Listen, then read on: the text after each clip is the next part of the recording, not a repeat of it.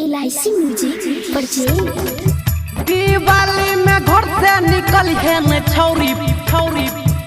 निकल है न छौरी परका समझ के फोड़ दतोगे परका समझ के फोड़ दतोगे अइलगे छौरी दिवाली के दिन गए छौड़ा सोलह लल के फटाका किन गे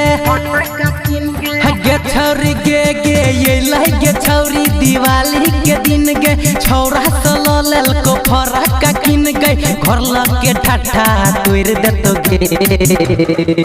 दिवाली में घर से निकल है न छौरी परका समझ के फोड़ दतोगे दिवाली में घर से निकल है न छौरी परका समझ के फोड़ दतोगे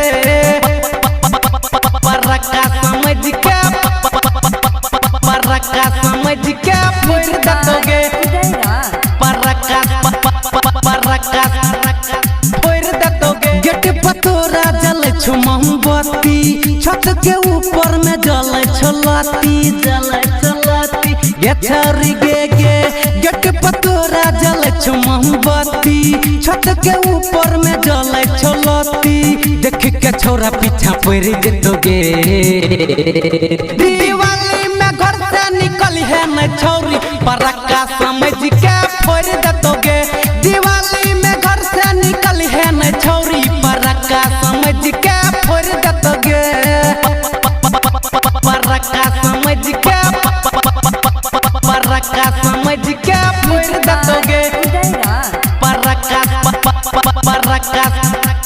फोड़ दतोगे संगम संतोष पी के फ्लाइट गे राजू रंजन फोड़ दतो लाइट गे गे छौरी गे संगम संतोष पी के फ्लाइट गे राजू रंजन फोड़ दतो लाइट गे रोहित छोरा सबसे लड़ जतोगे दिवाली में घर से निकल है न छौरी परका समझ के फोड़ दतोगे दिवाली